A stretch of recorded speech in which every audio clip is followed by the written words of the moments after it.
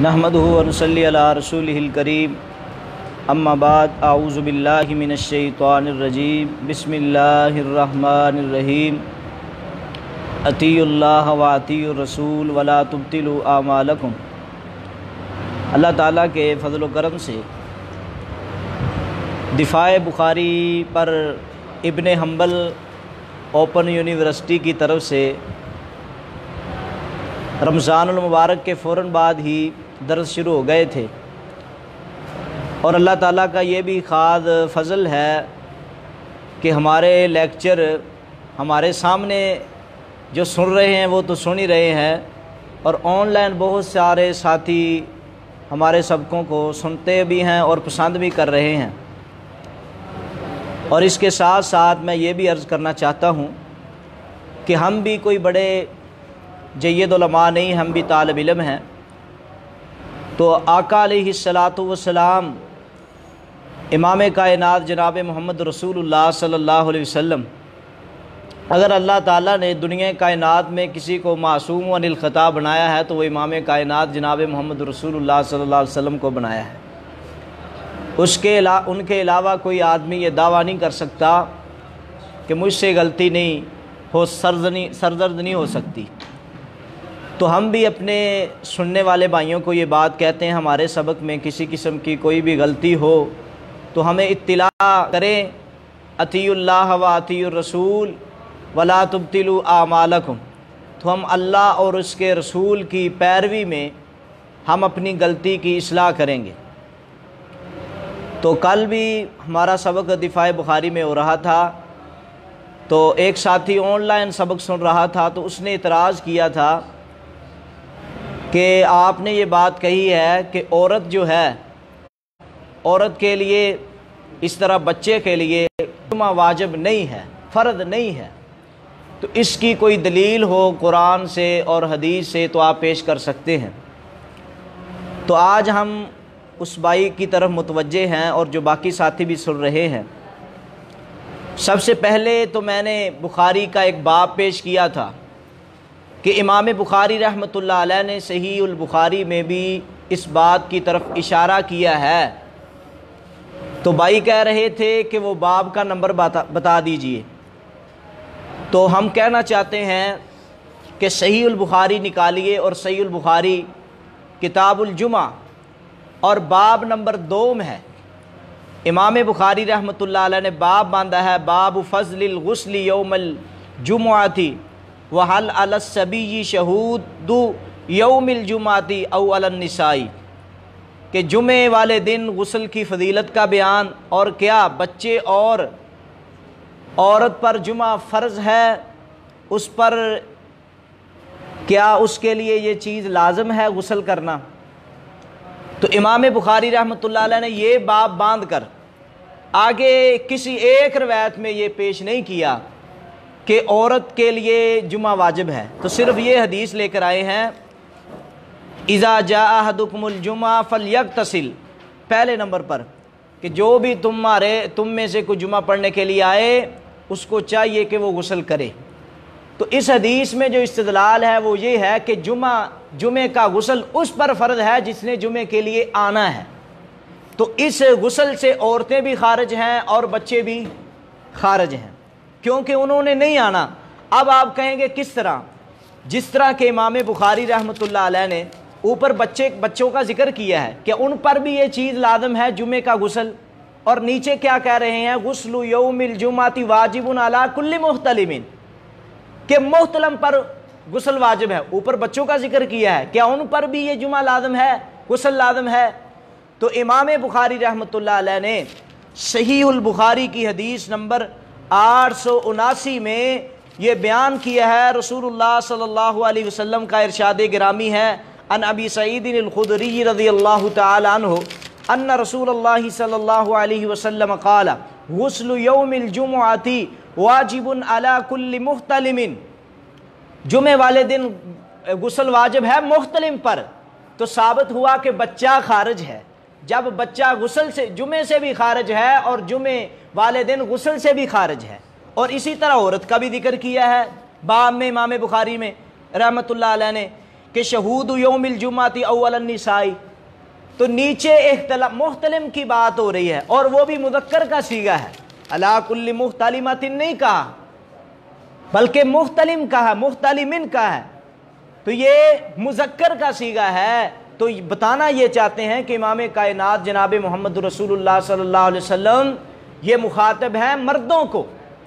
اور رہی یہ بات، کوئی اگر پھر بھی اعتراض کرے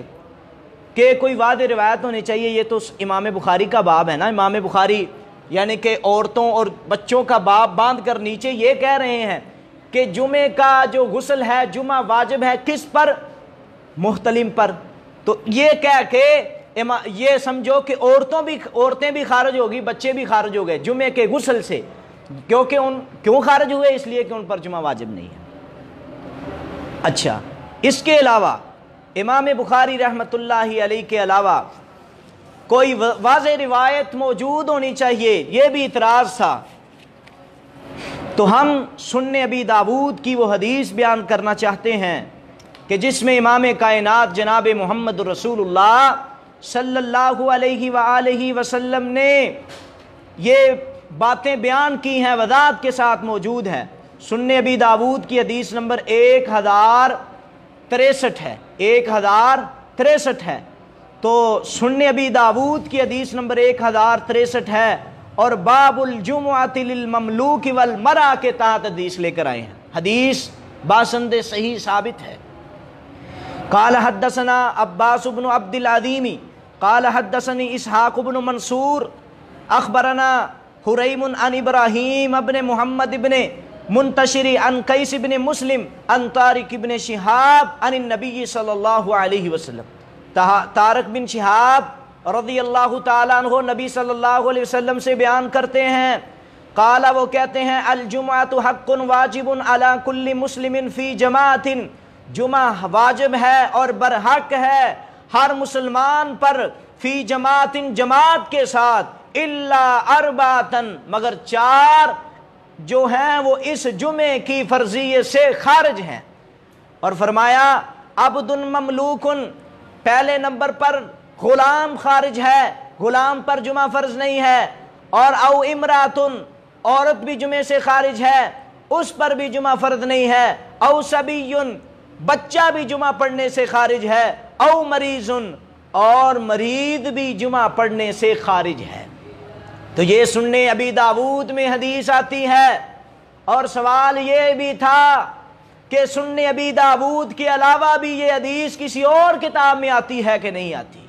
تو ہم اپنے محترم بھائی کو کہنا چاہتے ہیں بہقی کی جلد نمبر 1 صفحہ نمبر 172 نکالیے، آپ کو وہاں بھی اسی معنی اور مفہوم کی حدیث ملے گی۔ اور اسی طرح مستدرک حاکم کی پہلی جلد اور صفحہ 288 دیکھیے، وہاں بھی آپ کو یہ حدیث ملے گی کہ جمعہ ہر مسلمان پر فرض ہے، لیکن 4 اس سے جن سے خارج ہیں، غلام خارج ہے، عورت خارج ہے، بچے خارج ہیں، اور مریض خارج ہے۔ اور اسی طرح یہی روایت امام، اب مشکات المصابی کا ہم نے حوالہ کیا دینا ہے، اصل کتابوں کے حوالے ہم دے چکے ہیں، لیکن میں پھر بھی اس کے باوجود امام خطیب تبریزی رحمۃ اللہ علیہ، ابو الحسین الفراء البغوی رحمۃ اللہ علیہ، انہوں نے مشکات المصابی میں بھی اس حدیث کو نقل کیا ہے۔ اور مشکات المصابی میں بھی مکتبہ الحسن پہلی جلد صفحہ 121 نکالیے تو یہ حدیث موجود ہے جمعے کی فرضیت کے باب میں۔ اور کیوں بیان کیا ہے؟ جمعے کی فرضیت تمام لوگوں پر ہے، لیکن یہ لوگ خارج ہیں۔ اور یہیں پر بس نہیں ہے، بلکہ جابر رضی اللہ تعالیٰ عنہ سے بھی ایک روایت دار قطنی میں آتی ہے، ان رسول اللہ صلی اللہ علیہ وسلم من کان یؤمن باللہ والیوم الآخر فعلیہ الجمعہ، جو بھی اللہ اور آج آخرت کے دن پر ایمان رکھتا ہے اس پر جمعہ واجب ہے، فرض ہے، الا مریض مگر مریض خارج ہے، او امرا بچے خارج ہیں، او سبی اور بچے بھی خارج ہیں، اور مریض بھی خارج ہیں، اور اسی طرح عورتیں بھی اس سے خارج ہیں۔